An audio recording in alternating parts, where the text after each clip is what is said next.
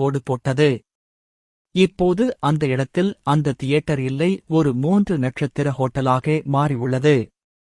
தமிழகத்தில் பல திரையரங்குகளில் 150 நாட்களுக்கு மேல் ஓடியது. குறிப்பாக 10 தியேட்டருக்கு மேல் 200 நாட்களை கடந்து ஓடி விஜயகாந்த் அவர்கள் நடித்த படங்களிலேயே அதிக நாள் ஓடிய படமாகவும் அதிக வசூலை குவித்த படமாகவும் அக்கால கட்டத்தில் இப்படம் விளங்கியது. இந்த காலகட்டங்களில் ஒன்றை கண்டிப்பாக குறிப்பிட்டு கூற நான் விருப்பப்படுகிறேன். அது எதுவென்றால், ஏசி தியேட்டர்களில் டிக்கெட் கட்டணம் அதிகமாக இருக்கும். 3வது வகுப்பு டிக்கெட் 2 ரூபாய்க்கு மேல் இருக்கும். அப்பணம் அக்காலங்கட்டங்களில் ஒரு குடும்பத்தில் 4-5 பேர் படம் பார்க்க வேண்டும் என்றால் 10 ரூபாய்க்கு மேல் செலவாகும்.